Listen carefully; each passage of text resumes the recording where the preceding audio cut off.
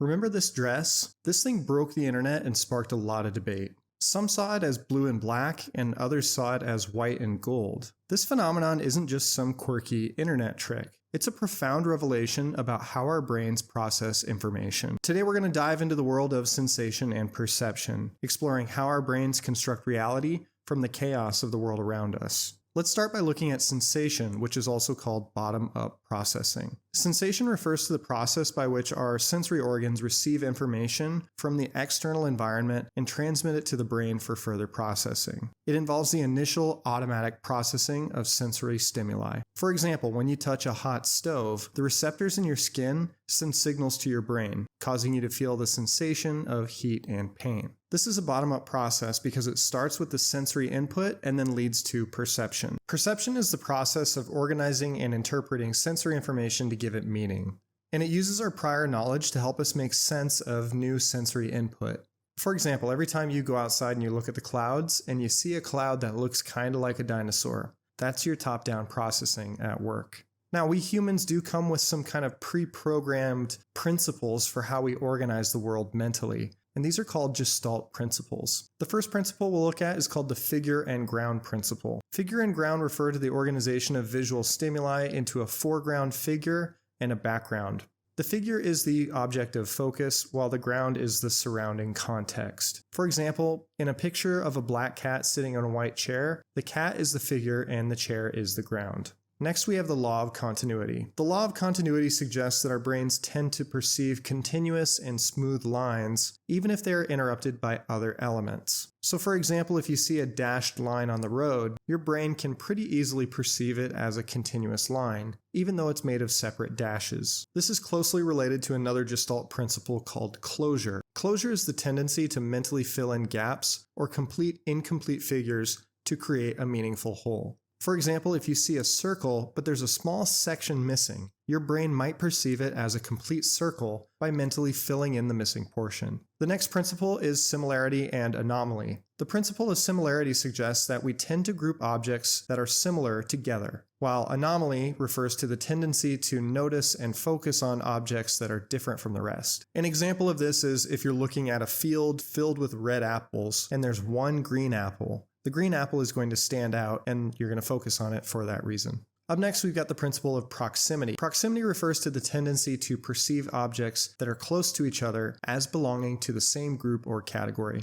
For example, rows of chairs in a theater are perceived as separate groups because they're close to one another. And the last principle that we're going to look at is symmetry. Symmetry is the principle of perceiving objects as symmetrical and balanced when their elements are arranged in a balanced way. This is why we can look at something like a butterfly or a perfectly mirrored image, and it's perceived as being more aesthetically pleasing because of its symmetry. Okay, so that's how we kind of mentally organize the things that we see. But how do we see them in the first place? What is the cutoff for seeing and not seeing? This is where we should talk about something called the absolute threshold. The absolute threshold is the minimum intensity of a stimulus required for it to be detected by our sensory system. So if we're talking about our sense of hearing, the absolute threshold would be determined by the quietest sound that a person can hear. And dog whistles are a good example of the absolute threshold. Dogs have better hearing than humans, so their threshold is low enough that they can hear really, really high-pitched sounds, like dog whistles. So what happens if there's some kind of stimulus that is below the absolute threshold? Well, that's what we would call a subliminal message.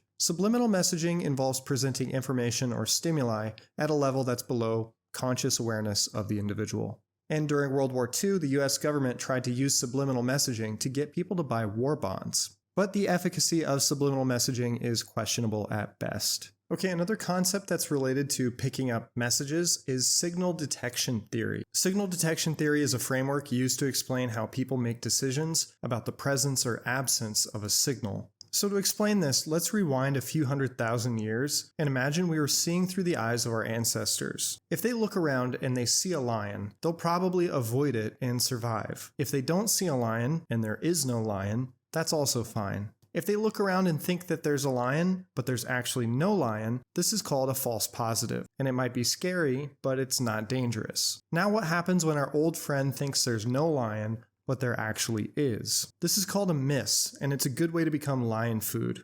So our ancestors that tended to lean towards false positives and being a little bit skittish were more likely to survive. If you multiply this effect by thousands of generations, you'll wind up with modern humans who are more likely to have false positives. If you combine this effect with our ability to mentally complete incomplete objects, then suddenly it's pretty easy to see why people think they see ghosts at night. Okay, now let's talk about how we notice changes. Our ability to notice a change depends on our difference threshold, or what's also called the just noticeable difference. The difference threshold is the smallest change in a stimulus that can be detected by an individual. It varies depending on the type of the stimulus. So for example, if you're holding two objects of slightly different weights, the difference threshold is the minimum weight difference required for you to notice that one object is heavier than the other.